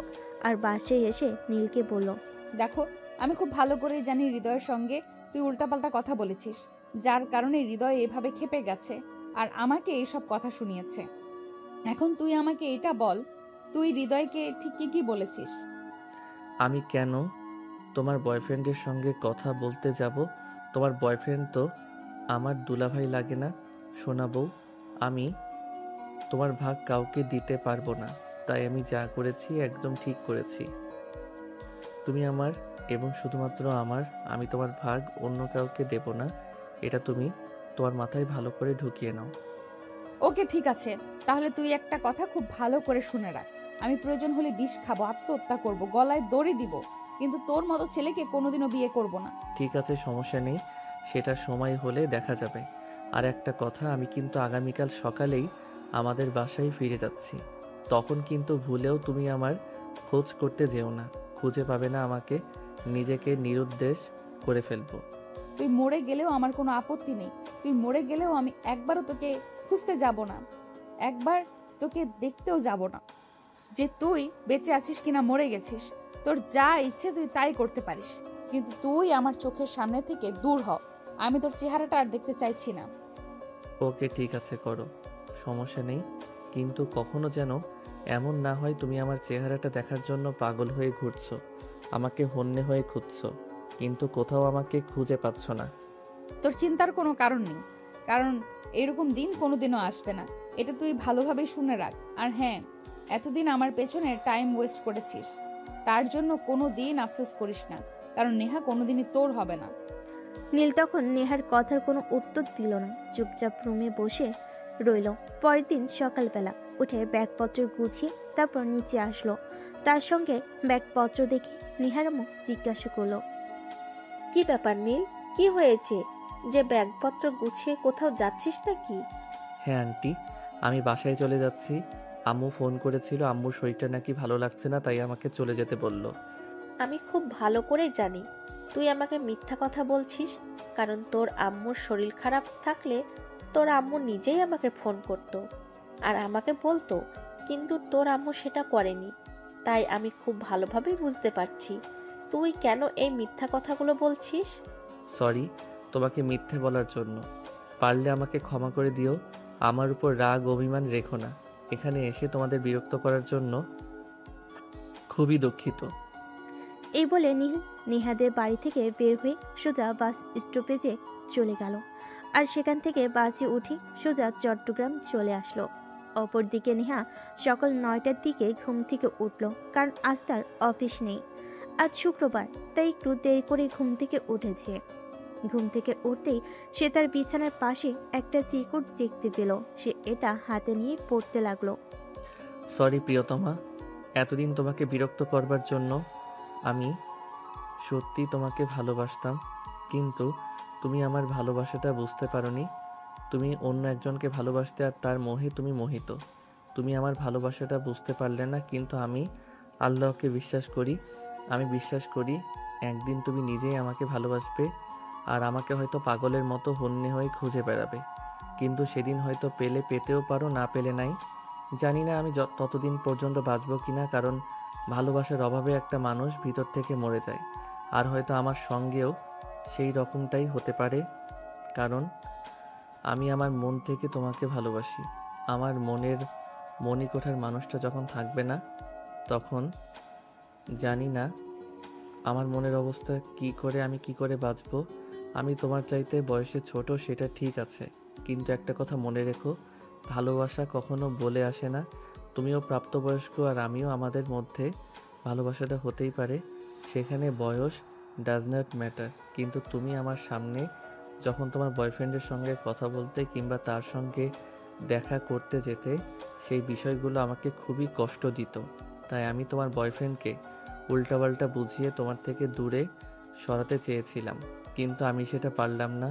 শুধু তোমার বয়ফ্রেন্ডকে বলে দিও আমি তোমাকে পাওয়ার জন্য এগুলো করেছিলাম, কিন্তু তুমি তো আমায় ভালোবাসো না। তাহলে তোমার পেছনে এভাবে পড়ে থেকে ছ্যাঁচড়ার মতো অপমান পেয়ে কী লাভ হলো? তাই চলে গেলাম তোমাদের থেকে অনেক দূরে, আর কোনোদিনও এখানে আসবো না। ভালো থেকো, সবাইকে সঙ্গে নিয়ে খুব ভালো থেকো। চিঠিটা পড়ে নেহার ভিতর তেমন কোনো রিয়াকশন দেখা গেল না। সে চিঠিটা বিছানার পাশে রেখে রুম থেকে চলে গেল। তারপর ফ্রেশ হয়ে নাস্তা করে রুমে এসে হৃদয়কে ফোন করলো, কিন্তু হৃদয় তার ফোনটা তুলছে না। তাই সে বাধ্য হয়ে হৃদয় যেখানে থাকে, হোস্টেলে, সেখানে চলে গেল। নেহা সেখানে গিয়ে দেখতে পেল হৃদয় তার বন্ধুদের নিয়ে মদ মস্তি করছে, যেটা নেহা কোনো দিনই হৃদয়ের কাছ থেকে আশা করেনি। সে অনেকটাই রেগে গেল আর হৃদয়ের সামনে দাঁড়িয়ে বলতে লাগলো, কি ব্যাপার হৃদয়, এগুলো কি হচ্ছে? তুমি রুমে তোমার রুমমেটদের নিয়ে নেশা করছো? এটা আমি কোনোদিনও তোমার কাছ থেকে আশা করিনি। তুমি তোমার খালাতো ভাইকে নিয়ে পরিনষ্টি করবে, চুম্মাচুম্মি করবে, যা ইচ্ছে তাই করবে। সেগুলো কি আমি তোমার কাছ থেকে আশা করছিলাম? হৃদয় প্লিজ, কোনো কথা বলতে চাই না। যা হয়েছে সব কিছুই ভুল। তুমি যা দেখেছো সব ভুল। নীল আমাদের এখান থেকে চলে গেছে। সে আমাকে বলেছে আর কখনো এখানে ফিরে আসবে না আমাদের লাইফে, আর কখনোই কোনো সিন ক্রিয়েট করবে না, আমাদেরকে আমাদের মতোই থাকতে দেবে। এই দেখো, একদম ফাজলামি মার্কা কথাবার্তা আমার সঙ্গে বলতে এসো না। আমি সব কথা বিশ্বাস করি না, আর কখনো করবও না। তুমি চুপচাপ এইখান থেকে চলে যাও, এটাই ভালো হবে। তা না হলে দেখো, এখানে আমার সব বন্ধুরা মাতাল অবস্থায় আছে। কে কখন তোমাকে কাছে পেতে চাইবে সেটাই কিন্তু কোনো ঠিক নেই। হ্যাঁ, তুমি একদম ঠিক কথাই বলেছো। আমার এখানে আসাটাই উচিত হয়নি, কারণ আমি তো জানতামই না যে তোমরা এখানে নেশা করছো। তাহলে তো আমি পুলিশ নিয়ে তারপর আসতাম, তোমাদেরকে কাস্টাডিতে ঢুকাতাম। কারণ তোমরা যেভাবে ওপেনে নেশা করছো, এটা যুব সমাজের জন্য একটা ক্ষতিকর, সেটা তোমরা বুঝতে পারছো না। এই মেয়ে শোন, এত নীতি কথা আমাদেরকে শোনাস না। আমরা তো নীতি কথা শুনতে বলছি, আমরা তো নীতি কথা শুনতে বসিনি। তুই এইখানে এসেছিস, বেশ ভালো কথা। চুপচাপ এইখান থেকে চলে যা, তা না হলে কিন্তু নিজের ইজ্জত নিয়ে ফিরতে পারবি না, বলে দিলাম। হো তাই নাকি? ইন্সপেক্টর নেহাকে ইজ্জতের ভয় দেখাচ্ছিস? জানিস আমি তোদের কি করতে পারি? তুই কিছু করতে পারবি না, তুই এখানে ডিউটিতে আসিস, আর নয়তো তোর গায়ে পুলিশের পোশাক আছে। এখন তুই আর 5টা সাধারণ মেয়ের মতোই আমাদের কাছে চাই টেবিল। এখন তুই আর 5টা সাধারণ মেয়ের মতোই আমাদের কাছে, তাই তোর সঙ্গে এমন কিছু করব যেটা তুই কল্পনাও করতে পারবি না। তার চাইতে বরং এটা ভালো হবে, চুপচাপ এইখান থেকে চলে যা। যাব না আমিও দেখতে চাই তুই ঠিক কি করতে পারিস আমার সঙ্গে, এটা আমার দেখার বিষয়। এ বলেই নেহা তর্ক করছিল হৃদয়ের সঙ্গে। এদিকে মদ খেতে খেতে তার অবস্থা এতটাই বেসামাল হয়ে পড়েছিল, তার মুখ দিয়ে যা ইচ্ছে তাই বের হয়ে আসছিল। নীল নেহাকে অকথ্য ভাষায় গালিগালাজ করছিল, সেই সঙ্গে তার বন্ধুরাও। এভাবে চলতে চলতে একটা সময় তো বিষয়টা এতদূর পর্যন্ত চলে গেল যে হৃদয়ের এক বন্ধু নেহাকে ব্যাড টাচ করতে শুরু করলো। ওহ ডার্লিং, কি হট তুমি!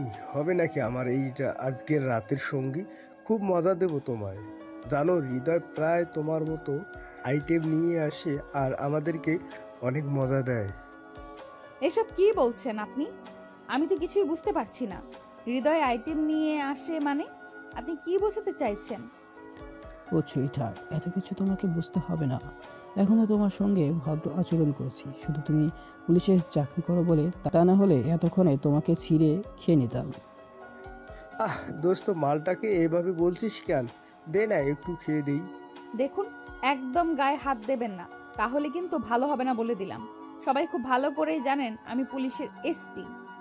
আপনাদের কি হাল করব সেটা ভাবতেও পারবেন না। ও সুইট হার্ট, এভাবে কেন বলছো? তুমি পুলিশের চাকরি করো, তাতে কি হয়েছে? দিন শেষে তুমি তো একটা মেয়ে, আর তোমার মতো সুন্দরী সেক্সি হট আইটেম পেলে আমরা কিভাবে ছেড়ে দিতে পারি নাকি? দাও না একটু সুখ আমাদের কাছে, থাকো কিছু সময়, সুখ পাবে। এই নাও একটু ড্রিঙ্কস নাও। নেহা তখন কি করবে কিছুই বুঝতে পারছিল না। সবগুলো ছেলে নেশায় আসক্ত হয়ে মাতাল প্রায় অবস্থা। নেহা কোনো রকমে নিজেকে সামলে সেখান থেকে পালিয়ে ফিরল। বাসে এসে সে মনে মনে ভাবতে লাগলো, নীল যা করেছে ভালোই করেছে। নীল যদি আজ এটা না করতো তাহলে হয়তো হৃদয়ের এই আচরণগুলো তার সামনে আসতো না। আর হৃদয় যে এত খারাপ ছেলে এটা সে কোনো দিনও জানতে পারতো না। তাই সে মনে মনে সিদ্ধান্ত নিল আগামীকাল সকালে থানায় হৃদয় নামে এফআইআর করবে, আর হৃদয়কে তার বন্ধু বান্ধব সহ যত দ্রুত সম্ভব গ্রেপ্তার করে কাস্টাডিতে নেবে।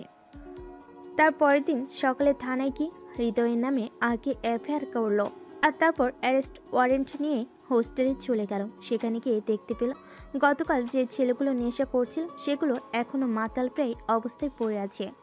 অপরদিকে হৃদয় ততক্ষণে কিছুটা হুঁশে ফিরে এসে সে নেহাকে দেখে বলতে লাগলো, কি ব্যাপার ডার্লিং, কাল তুমি আমাদের ফাঁকি দিয়ে চলে গেলে, আজ কেন আবার এসেছো? আমাদের সবাইকে মজা দিবে বলে? আজ কিন্তু তোমাকে কালকের সাথে বেশি হট লাগছে। চলো তাহলে বিছানায়। কথাটা বলতে না বলতে নেহা তার দুই গালে ঠাস ঠাস করে বেশ কয়েকটা চর বসিয়ে দিল, আর তারপর হাতে হ্যান্ডকাপ পরিয়ে থানায় নিয়ে চলে গেল, সে সঙ্গে হৃদয়ের সব বন্ধু বান্ধবকেও। অপরদিকে নীল বাড়িতে ফিরে গিয়েছে দেখে তার আম্মু বলল, কি ব্যাপার নীল, তুমি তো বলেছিলে বড় খালাদের ওখানে তুমি এবার অনেক দিন থাকবে, কিন্তু কি হলো, তোমার এত তাড়াতাড়ি চলে আসলে কেন? আসলে আম্মু, ওখানে তো আমার বয়সী ছেলে পেলে কেউ নেই, তাই ভালো লাগছিল না। তাছাড়া নেহা আপু সবসময় তার ডিউটি নিয়ে ব্যস্ত থাকে, আমাকে সময় দেওয়ার মতো সময় তার হয়ে ওঠে না, তাই আর কি করব, চলে আসলাম। ও আচ্ছা, এই ব্যাপার, তাহলে ঠিক আছে, যাই হোক সমস্যা নেই। আগামী বছর আমরা আবার বেড়াতে যাব। এখন এক কাজ করো, তোমার আব্বু তোমার জন্য কিছু জিনিসপত্র এনেছে, সেগুলো আমি তোমার রুমে রেখে দিয়েছি, সেগুলো গিয়ে দেখে নাও তোমার পছন্দ হয় কিনা। ঠিক আছে আম্মু, কোনো সমস্যা নেই, আমি পরে দেখে নেব। এখন আমার খুব ক্ষুধা লেগেছে, তুমি আমাকে কিছু খাবার দাও আগে। কিছু খাবার খেয়ে পেটটা ঠিক করে নেই, তারপর না হয় জিনিসপত্র দেখা যাবে। অতপর নীলের আম্মু নীলকে খাবার তৈরি করে দিল। নীল খাবার খেয়ে রুমে গিয়ে বিছানায় শুয়ে লম্বা একটা ঘুম দিল।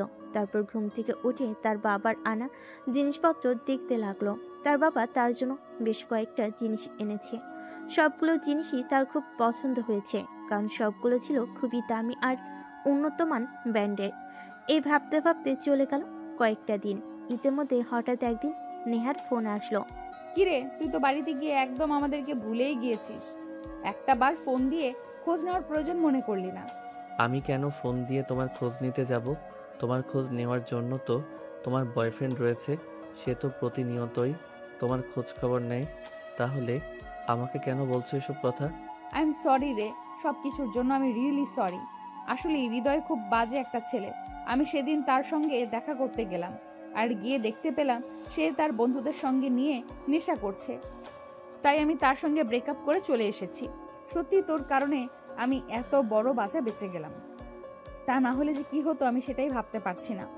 যাই হোক, এসব কথা এখন আর আমাকে বলে কোনো লাভ নেই, কারণ আমি বাড়িতে এসে জানতে পারলাম আব্বু আম্মু আমার বিয়ের সম্বন্ধ করছে, পাত্রীও পছন্দ হয়েছে। এখন শুধু আমার দেখার পালা, আমি দেখে মেয়েকে পছন্দ করলে বিয়ে ফাইনাল। বললেই হলো, আমি কখনোই তোকে অন্য মেয়েকে বিয়ে করতে দেব না। তুই আমার ছিলি আর আমার থাকবি, তোর সঙ্গে আমার বিয়ে হবে, অন্য কারণ নয়। আমি কখনোই তোকে অন্য কোনো মেয়ের সঙ্গে শেয়ার করতে পারবো না। তুই আমার এবং শুধুমাত্রই আমার। দেখো পাগলের কাণ্ড, তুমি আমার খারাপ ভাবুন। তাছাড়া সবচেয়ে বড় কথা হলো তুমি আমার চাইতে বয়সে বড়। তোমার সঙ্গে কখনোই আমার যায় না। আমি কেন তোমাকে বিয়ে করব? তোমার কি মাথা খারাপ হয়েছে নাকি? তুই যদি মনে করিস আমার মাথা খারাপ হয়েছে তাহলে তাই। আমি তোকে আর কিছুই বলতে চাই না, শুধু এইটুকু বলতে চাই, জীবনে যদি বিয়ে করি তাহলে তোকেই করব, এবং তোকেও আমাকে ছাড়া অন্য কোনো মেয়েকে বিয়ে করতে দিব না। প্রয়োজন হলে আমি তোকে খুন করব। আরে এসব তুমি কি বলছো? তুমি তো পুলিশের চাকরি করো, আর আইনের লোক হয়ে আইন ভঙ্গ করবে, এটা হয় নাকি? কোনটা হয় আর কোনটা হয় না সেই সব কিছু চিন্তা করার মানসিকতা এখন আমার নেই। আমি শুধু জানি আমি তোকে ভালোবাসি আর তোকে বিয়ে করব। কি বললে?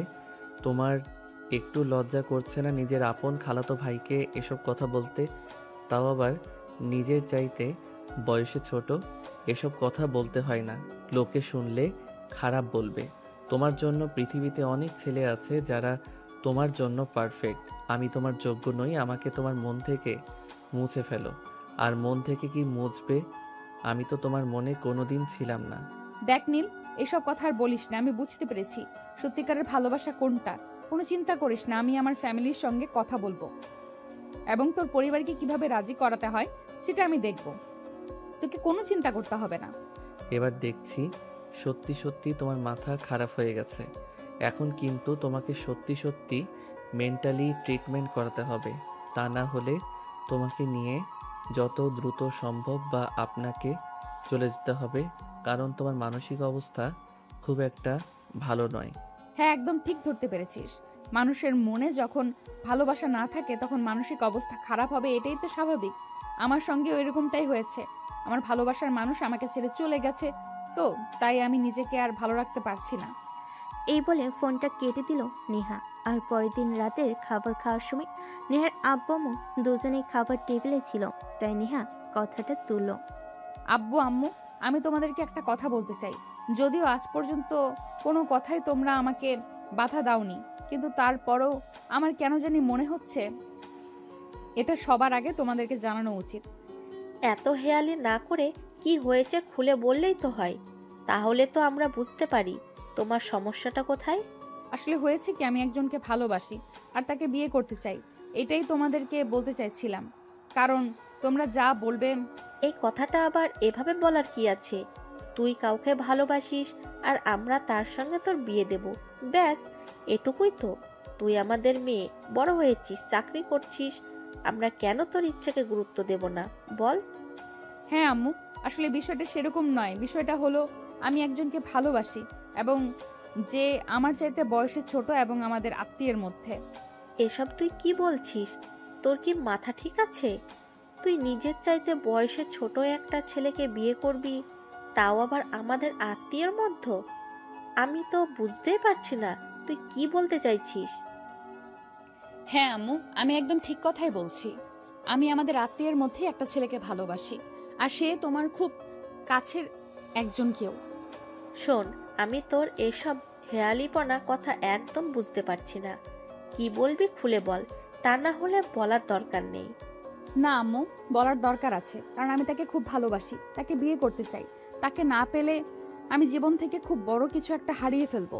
আমি আমার জীবন থেকে কিছু হারাতে চাই না। যে আমাকে ভালোবাসে এবং যার কাছে আমি খুব ভালো থাকবো, তাকে আমি আমার জীবনে আপন করে নিতে চাই।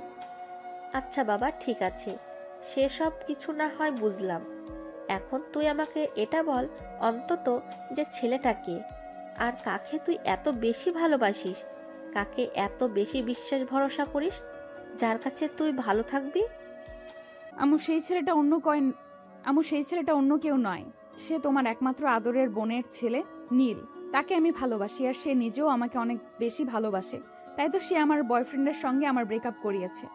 তোর কি মাথা খারাপ হয়ে গেছে নাকি? আমি সেটাই বুঝতে পারছি না।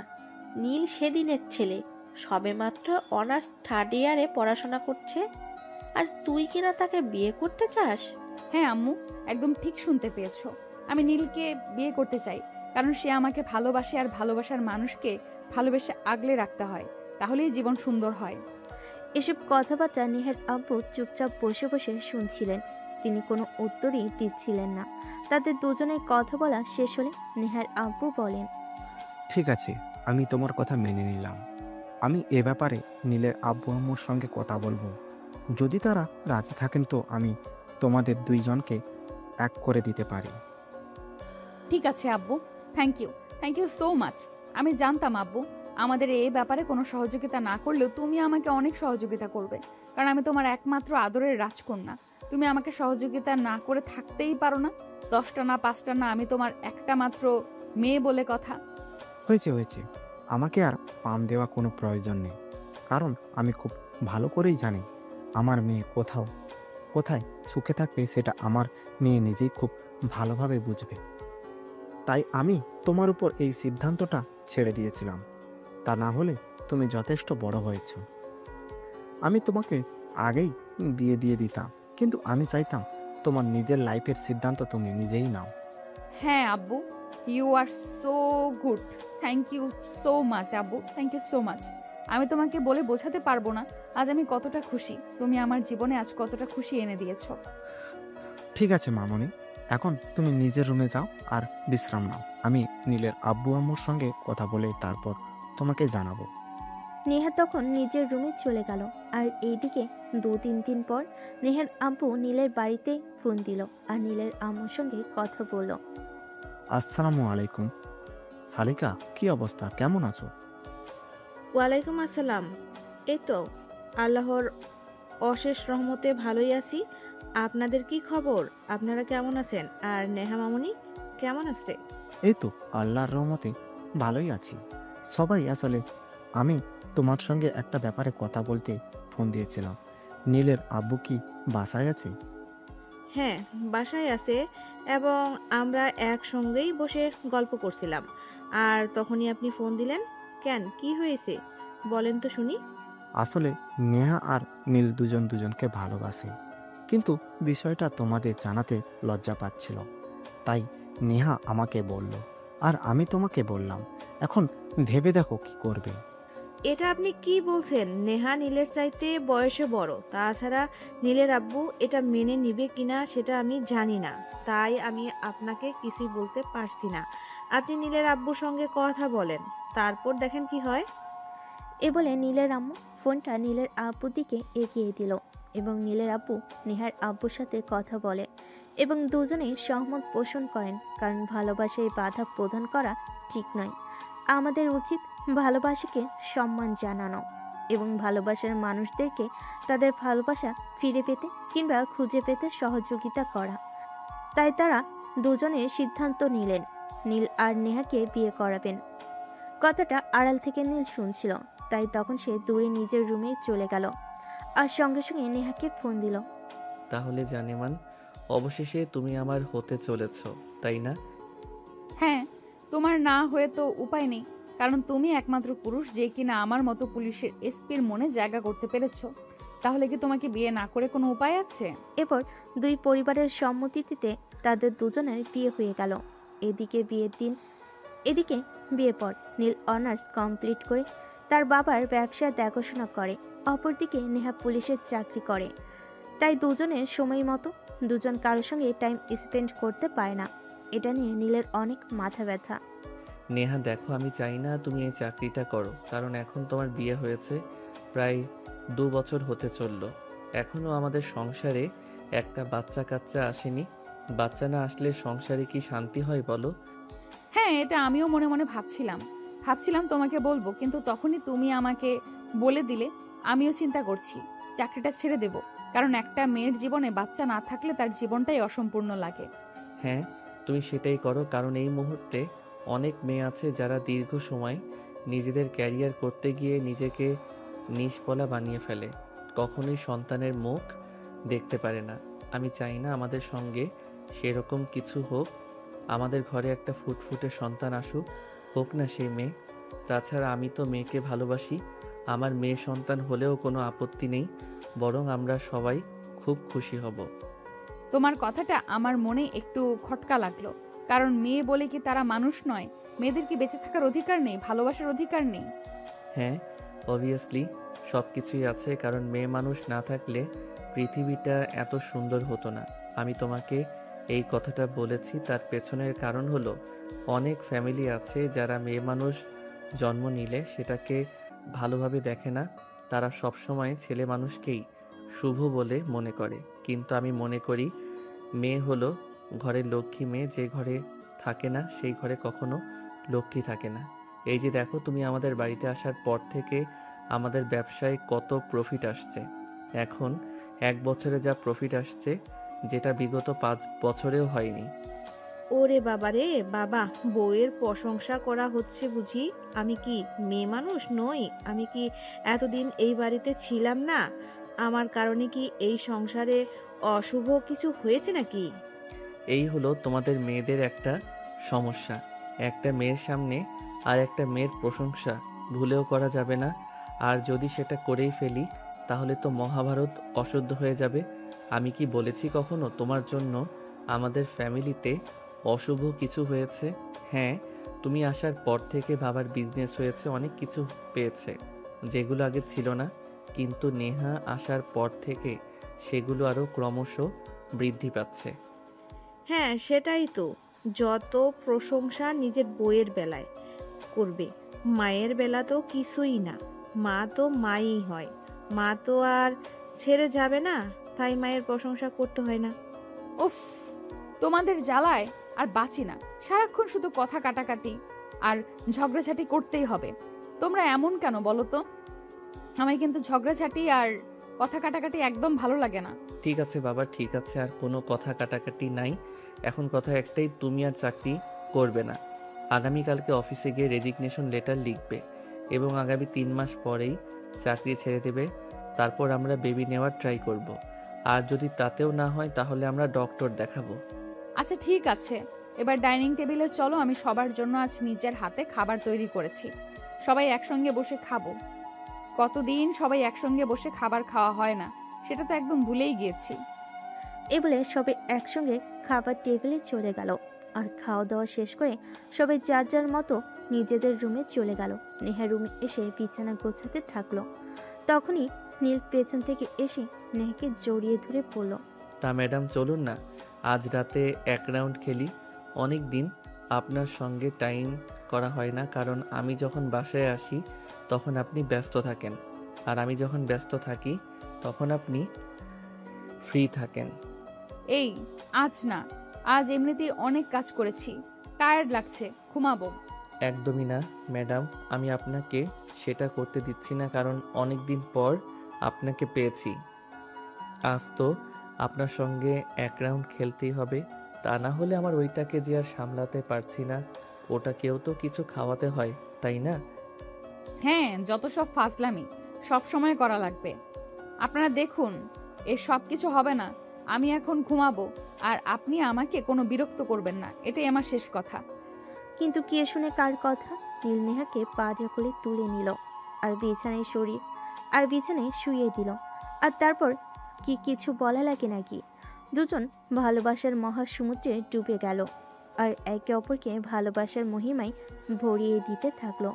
এভাবেই চলে গেল প্রায় 1 ঘন্টা সময়। 1 ঘন্টা পর দুজন দুজনকে জড়িয়ে ধরে লম্বা একটা ঘুম দিল।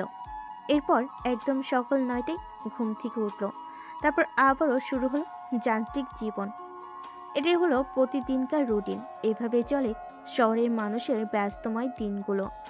যাই হোক, চলুন কথা না বাড়িয়ে মূল গল্পে ফিরে আসি। পরের দিন সকালবেলা অফিসে গিয়ে নেহার রেজিগনেশনের লেটার লিখল। সেটা থানার এসআই এর কাছে জমা দিল। থানার এসআই তাকে জিজ্ঞেস করলো, কি ব্যাপার নেহা, কি হয়েছে? তুমি তো চাকরি ছেড়ে দেওয়ার মতো মেয়ে নয়, কারণ তুমি প্রত্যেকটা কাজ খুব যত্ন সহকারে করো। তাহলে কি হয়েছে আমাকে বলো তো শুনি, কার কারণে তুমি চাকরিটা ছেড়ে দিতে চাইছো? স্যার, আমি নিজের ক্যারিয়ার গড়তে গিয়ে নিজের সত্যটাকেই ভুলে যাচ্ছি, তাই আমি চাকরিটা ছেড়ে দিতে চাই। আসলে তুমি কি বলতে চাচ্ছ আমি কিছুই বুঝতে পারছি না। তুমি কাইন্ডলি আমাকে খুলে বলবে কি হয়েছে আর কেন তুমি চাকরিটা ছেড়ে দিতে চাচ্ছ? আসলে স্যার, আপনি তো খুব ভালো করেই জানেন আমি পুলিশ ডিপার্টমেন্টে আছি 4 বছর। বিয়ের আগে 2 বছর আর বিয়ের পরে 2 বছর। বিয়ের পরে এতটা দিন কেটে গেল, এখনো কোনো গুড নিউজ পেলাম না, তাই চিন্তা করছি চাকরিটা ছেড়ে দেব আর বেবি নেওয়ার ট্রাই করব। কারণ আপনি তো জানেন আমার হাজব্যান্ড একজন বিজনেসম্যান। সে যখন ফ্রি থাকে তখন আমার সময় থাকে না, আর যখন আমার সময় থাকে তখন সে ফ্রি থাকে না।